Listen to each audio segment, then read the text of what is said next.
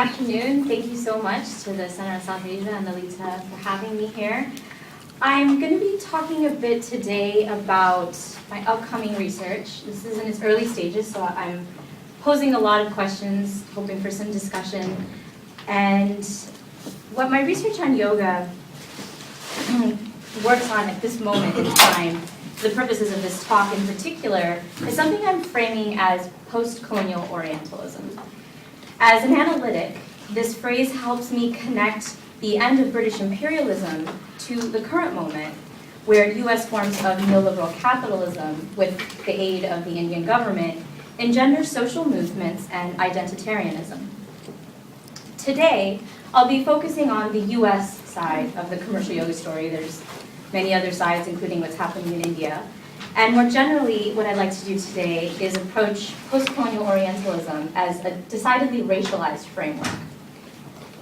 One of the larger goals of this upcoming work is to focus more intensely on developing a critical race theory that captures the kinds of racial formations currently operating within South Asian American communities, especially in the aftermath of an election where a shocking number of South Asian Americans voted for Donald Trump. And it's interesting, this morning as I was getting ready, NPR is, I don't know if it's because it's the anniversary of the Indian engineer who was killed by someone in a bar in Kansas. Some of you may not know what I'm talking about. Today's the anniversary of that incident. So there's a larger conversation about understanding South Asian immigrant identity within racial frameworks in the United States. So I'm hoping my work, as it develops, will participate in that process. Also, I'm not good with PCs, so I'm just apologizing a bit. Fully a Mac girl at this point in my life. Okay. To give you a little background on me, over and above what Lisa offered, and explain what brought me to a critical examination of race through yoga, my first book deploys a transnational feminist frame to study how the Indian female dancer emerged in the 20th and now 21st century as a metonym for India. So these are a few images from my book. These are ads from Trans World Airlines. Some of you might be young enough to not remember what that is, but there was once an airline called Trans World, and these were ad campaigns in the 60s to encourage people to visit India and use the Orientalist iconic body of the Indian classical dancer to further that ad. And I use these ads in the book to make a case for how the Indian classical dancer, at least in essentialized Orientalist frameworks, came to stand for India. As a classically trained Indian musician and dancer myself, I spend a lot of time in the book dismantling the kinds of epistemic parameters that have shaped studies of dance and music, and therefore the body as distinct within certain academic frameworks and traditions. In doing so, I also champion certain kinds of Black and brown feminist ethnography as a way to shore up critical approaches to praxis, an important tool in transnational work. So this image was at the very beginning of my dissertation work. I came across this in the library in Chicago. It's from 2004, 6, I can't actually read that right now. 2004 is when I started graduate school. So at a moment not too long ago, this was the image of India globally.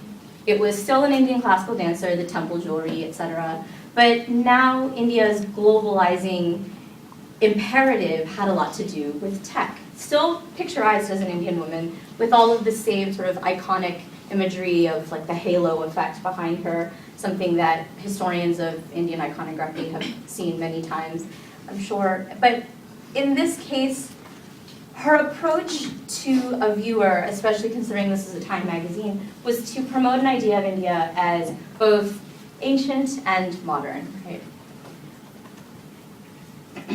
So my work on transnationalism and expressive cultures, as a South Asian American living in the US, where the primary representation of India today is commercial yoga, has left me wondering, how did we go from this to this? So fairly standard ad campaign from Incredible India today, usually a white woman doing yoga in nature. It's a very basic representation, but that's generally how this ad campaign operates. So considering how iconic the classical dancer, the Indian dancer that is, had proven, how is it that yoga ended up the more successful export?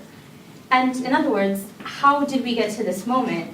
While in the past, ad campaigns had, for example, the TWA campaign had featured dancers or the Taj Mahal, sometimes together at the same time, I'd like to play you a recent Incredible India ad that was released just at the end of last year. I was actually on a treadmill in Delhi when I first saw this, and I fell off, so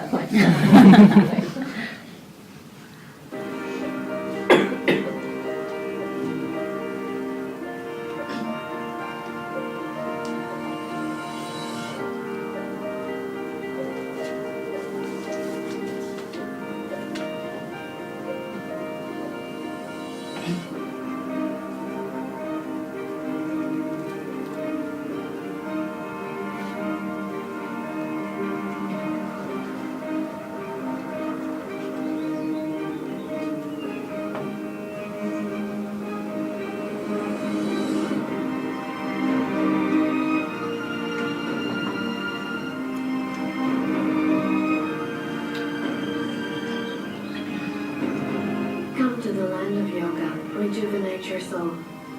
Experience India. India, incredible India.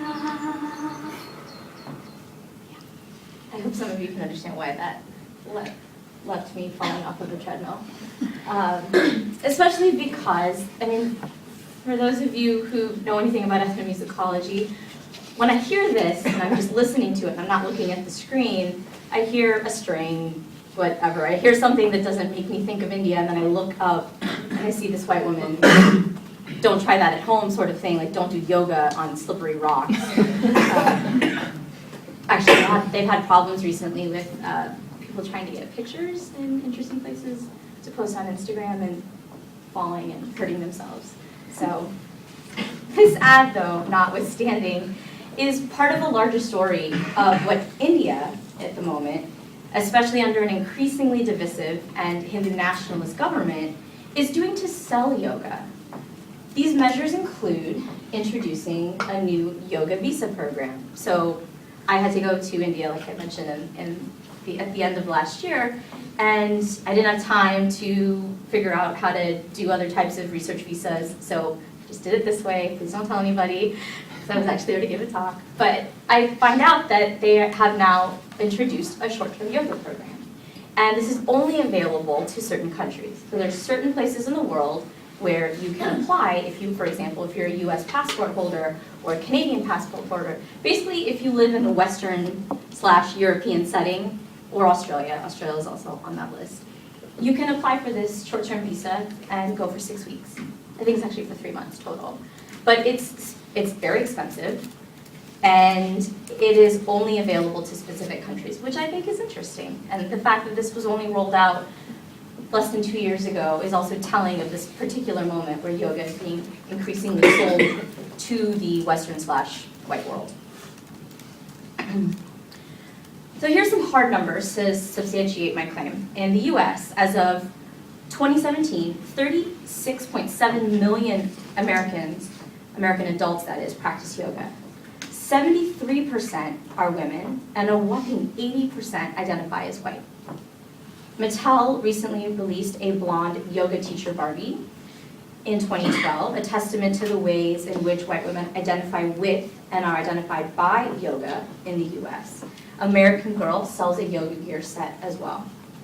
But it's not just that yoga is a shockingly white female culture. It's also an astoundingly upper class culture. In 2017, over 40% of yoga practitioners make over $75,000 a year, and an additional 25% make over $100,000 annually. Some have argued that yoga studios in the US context are simply the newest example of class and race-conscious recreation akin to country clubs. But while in the past you might have seen a whites-only sign at the door, today you might see this instead. So this picture is taken from the website of one of the more prominent yoga teacher training programs that's held in India. But their entire ad campaign only features white women, which I think is telling who their market is and who their target demographic is.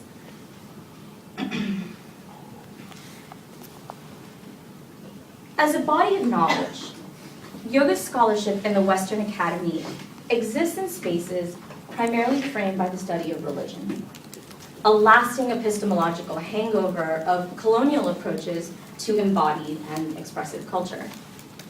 In South Asian settings, it's worth noting, yoga research is equally textual and positivist, but finds more synergies with dance and music studies. So part of what I'm trying to do in my research is bring examinations of yoga out of the frameworks of religion, an epistemology Edward Said once critiqued for the citationary nature of Orientalism. And in doing so, I'm relying on what Global South and post-colonial feminists like Kamala Visveshwaran, Leela Abdul-Ghoid, and Saba Mahmood, among others, have identified as the ever-evolving and mutating forms of racism which fly under the radar as culture or religion. In other words, you don't talk about race because you call it culture, or you don't talk about race because you attribute it to religion. In my approach to yoga as a codified, packaged, and commodified bodily aesthetic practice, something Michael Foucault has referred to as technologies of self, I endeavor to bring larger conversations about transnationalism, neoliberal capitalism, and racial formation together to interrogate the commercial success of yoga industries in the United States. This is something my student sent me right before I got on a plane, and I just wanted to throw this in there. Apparently there's a show on Bravo called The Real Housewives of New Jersey. I actually sent this to Lolita yesterday, and she had no idea what this was. So I take pride in that. I actually didn't either, full disclosure. But well, anyways, I just wanted, this is mostly for comedy relief, but the fact that Namaste shows up in this space is something I'll talk about. One of the primary tools I've been using to track how yoga industries mobilize race is language, and by extension, sound. For the past year, I've been collecting the various uses of words like Namaste and Om, among others, which are imbued with spiritual meaning in yoga spaces. These words, plastered and punned on everything from t-shirt to beer bottles, as my ethnographic work in commercial yoga studios indicate at least, incredibly commodify and offer a prime example of what Chogyam Trungpa once dubbed spiritual materialism, a kind of virtue signaling that occurs through the collection of goods and the performance of what I mentioned is called technology of self. So I often joke that every time I run a Google search on Namaste, it just like drops me further down this rabbit hole of things that are now associated with it. So this is new. Apparently Namaste.com is now a place where you can buy luxury marijuana products based out of Canada. Namaste beer is actually something a student of mine introduced me to. It's a very popular wit beer. The Lululemon is an incredibly big player in this complex story I'm telling you about. They are Canadian-based or Canada-based what is the phrase you use? Athleisure. Athleisure. They sell yoga mats, yoga swag. They also have great running pants, which I feel very guilty for owning now. They stay in place. And they have recently rolled out a Namaste mat. So Namaste has become a very common pun, as I've come to understand in the past few years. Namaste, home and drink wine. I've heard Namaste in bed, Namaste in Texas, and last but not least, Omis Namaste together. So for those of you who aren't familiar with this is the symbol Om. Also, there's a complex story to be told here, which implicates tourism, media, and a fetishization and interracialization of Sanskrit and Sanskrit-inspired soundscapes marked as yogic. Back to Lululemon. They run or curate a playlist on Apple. This is yoga. And it's a rotating playlist. It's updated weekly. And much like Nike provides running playlists, I've noticed that Lulu really participates in defining the sound that qualifies as yoga. And I want to play you a track. I apologize, I'm going to have to do it from my laptop, so hopefully it's loud enough. But it focuses on the way that Sanskrit in particular is participating in creating certain types of narratives around yoga, as well as around what qualifies as a yoga sound. So one of the artists I came across in this rabbit hole that I've fallen down, especially through Lululemon's curated playlist, is, I guess they're not really artists, one of them's a DJ, and that was Martinico, had released an album called Dreaming in Sanskrit. And just to give you a sense of what this sounds like, for those of you who are not, how many of you in here actually go to yoga? Such a good thing for me to know. Okay, so you're probably familiar with some of the soundscapes I'm already describing.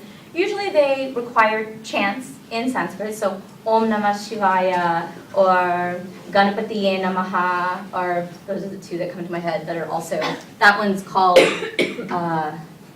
Driving with Ganesha, is Ganapatiye Namaha. So I'm just going to play you a little bit. Start from the beginning.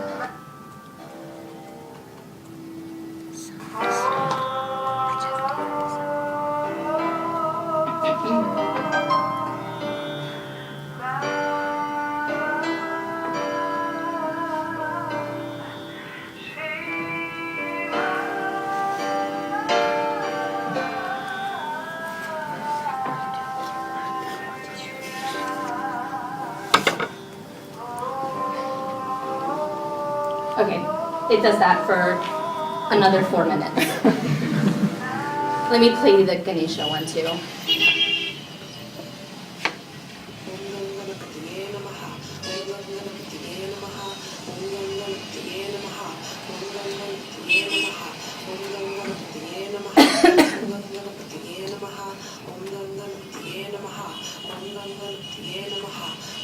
Okay. Yeah. So.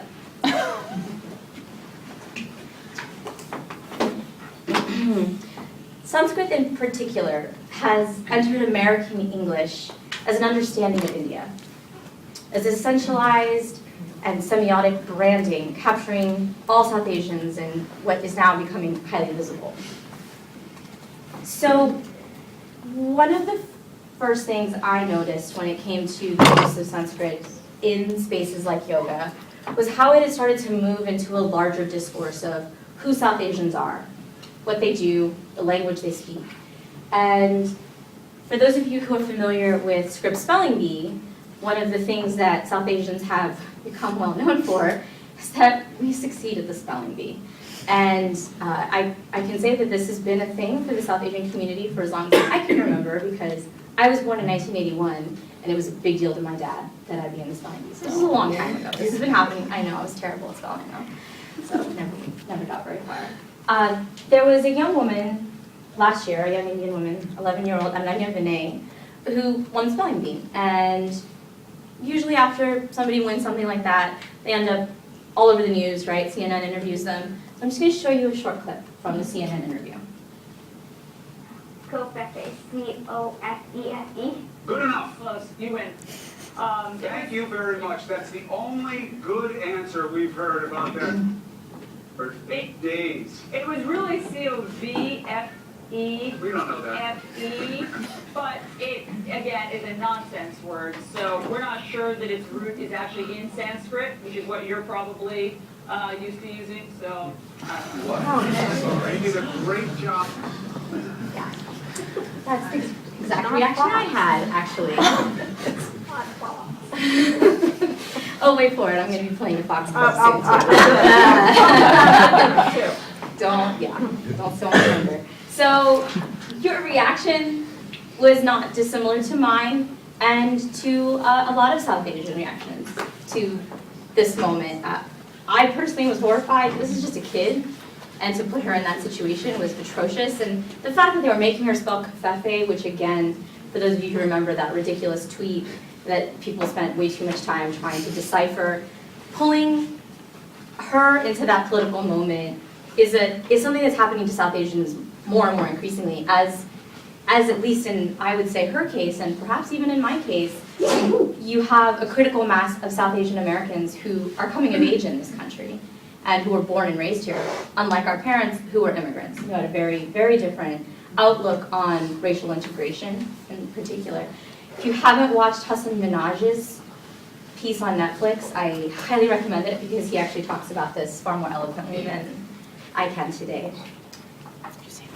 Language in the US is unequivocally implicated in larger discursive formations of race, migration, and citizenship. Considering this, I've been increasingly convinced that this complex assemblage of yoga as white, female, well-traveled, spiritual, able-bodied, and upper-middle class on the one hand, and the Indian government's strategies to monetize and capitalize on this fetishization of yoga on the other, reveals a biopolitical imperative, and within it, an emergent racial formation. Biopolitics is a complicated concept that has been used and developed in social theory to examine the strategies and mechanisms through which human life, especially ideas of the body and self, are managed and controlled. Michel Foucault's idea of biopower, from which biopolitics emerges, can be understood as a social field of power which functions on regimes of value, that is, able-bodied, thinness, the sorts of things we've already seen in the images I've shown you today. But in this case, also extend to and include language. Biopower is a productive analytic for my purposes for understanding how yoga participates in post-colonial, orientalist, and racialized discourses, which in a space like 2018 America, in many cases lacks the very language to describe why and how language indexes race and difference. Unlike, say, hip-hop, yoga's connection to racial identity politics is complicated by the limited kinds of racial recognitions afforded to brown and/or model minority populations in the United States, especially after September 11th. The complicated and lately competing claims to yoga suggest that there's something very important to South Asian racial and identity formation at stake here.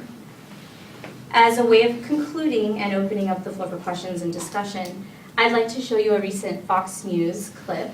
This was from 2-3 weeks ago now. Yeah, good, you know what I'm talking about, right? Great. Which illustrates some of the very discursive frameworks used to describe when and why yoga engendered such debate. So just a real quick primer, a religious studies professor at Michigan State University wrote a blog post with a friend, community organizer, anti-racism community organizer, a friend of hers, and he posted it on a Kalamazoo website, Kalamazoo College website, and somehow, somewhere, right-wing media got a hold of it.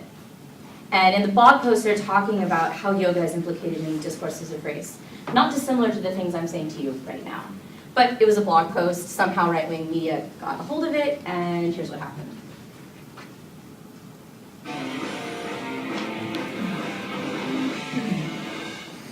Enjoy yoga? Please stop.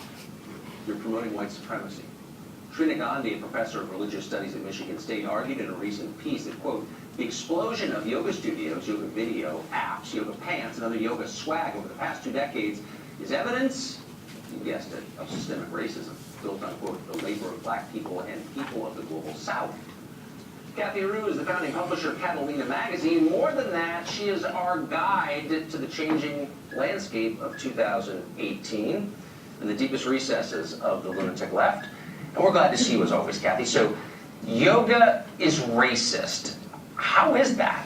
Well, according to this article, many white people who do yoga, and it's mostly white people who do yoga, so few of them understand the culture, the history, and the religion behind yoga, and they're simply enjoying it for the physical aspects of it. So they're not truly understanding yoga and what it goes back to, and they need to if they want to appreciate it, and if not, they're simply giving into this viewpoint of white supremacy, according to this professor. Huh. So if yoga is racist, is hot yoga more racist or less? All Western yoga is racist, according to this author, according to this professor. All Western yoga. So yoga that's practiced in India has nothing to do with the yoga that's practiced in the Western world. Oh, So, what about yeah. Pilates? Are those safe? Pilates was not discussed in the article. It's Western yoga as a whole. It's being practiced by white people, white women, upper class, middle class people, not minorities, not Latinos, not immigrants. Yeah, so this is a white sport, a white activity. Well, that right there is suspect. Okay, so, call the police. What about Taekwondo? I mean, by these standards, that might be banned, right? Well, by this author's standards perhaps, but she really has a problem with the yoga in industrial, I think it was yoga industrial complex. That's what she called it, the yoga industrial complex. So maybe Taekwondo falls under that. If it's wrong for people in the West to practice yoga, is it wrong for people in the rest of the world to use the internet, which was created here, part of our cultural legacy? Well, I think we understand the culture of the internet, and it doesn't go back to the British colonizing India and what the Indians had to do to introduce them to yoga and show them that their culture was actually intelligent, and that was part of the yoga movement, and that's how it came to the United States in the 19th and 20th centuries. So, okay. Yeah, so the internet would not. The internet would not. What about, like, democracy? I mean, that was invented by the Greeks in the West. Right. Basis of Western civilization. No, then again, no. Yoga was a way for the Indians to show their colonizers that they were intelligent and that they had this wonderful... Where do you read your history? That's totally wrong. Yoga predates the British by quite a bit. Okay, but so I just wonder, I was interested, how many people who are into yoga in the United States do you think voted for Donald Trump? Oh, well, the author didn't touch upon that. But what's your guess? I mean, as someone who's very familiar with non-Trump voters, would you say maybe 1% of people who practice yoga voted Trump, or is that too high? According to the author, many middle and upper class white women practice yoga. So those people who fit into that category and are Trump supporters voted for Trump. So, are you struck by the fact that that series of descriptors, upper middle class, white, like that's kind of the whole argument on the left now. So anything that has those words attached is just bad just because, and anything that doesn't is superior to that. Yeah, according to this article, those are the people who practice yoga and do not understand immigrants and minorities and what they're going through, and perhaps have more privilege and are able to experience yoga and other things that other groups cannot experience. So last question, if in a multicultural society, which we live in, and I'm for the basic principle, which is there are cool things in other cultures and you should enjoy them. When do the rules change? So you live in a multicultural society, but you're not allowed to enjoy cool things from other cultures, or if you do, you have to feel guilty about it. How does that work? Well, by no means don't stop doing yoga, but if you do it, understand that you're only understanding an eighth of it, that there's so much more to yoga. So understand what people went through to introduce this to you from their culture to your culture. So have an appreciation. Don't just take advantage of it and buy the yoga gear and take advantage of this wonderful tradition that was brought to you by another culture. Interesting. I mean, I haven't tested it, but I suspect downward dog is harder to enjoy if you're hating yourself while you do it, wouldn't you think? I don't think anyone would hate themselves. They would just know more about it. They should know more about downward dog. More self-loathing. Kathy, it's great to see you as always. You really are our Sherpa, and we appreciate it. Sorry, Sherpa, different culture. No offense intended. Okay. I played this hesitantly, actually. I wasn't sure if I should play it, but I played it because I wanted to offer a window into the kind of discourse that's happening around this issue right now. And I'm just going to wrap up, and then we'll talk about. Do you have another slide if you could I move can on? get rid of this. Thank you. So, to conclude, I would argue that moments like this are extreme forms of biopolitics. And in the US context, biopolitics intersects with post-racial discourses of multiculturalism and expressive and wellness cultures in powerful and even contradictory ways. This discourse feeds conversations on appropriation and cultural ownership, which are often animated by neoliberal identity politics. I've focused today on US context, but there are fascinating and ever more complex intersections of race and yoga happening elsewhere, not least in India, where yoga is increasingly implicated in anti-Muslim discourses. I've recently come to understand how important yoga tourism is too at music festivals such as Coachella and Burning Man, which both offer yoga if you buy a ticket to go to them. I just wanted to put that out there. I didn't know that until last night. And even in famous adult playgrounds like Ibiza and Goa. There's a vast story to be told about how yoga participates in racializing what are predominantly white and wealthy bodies. So stay tuned. Thank you.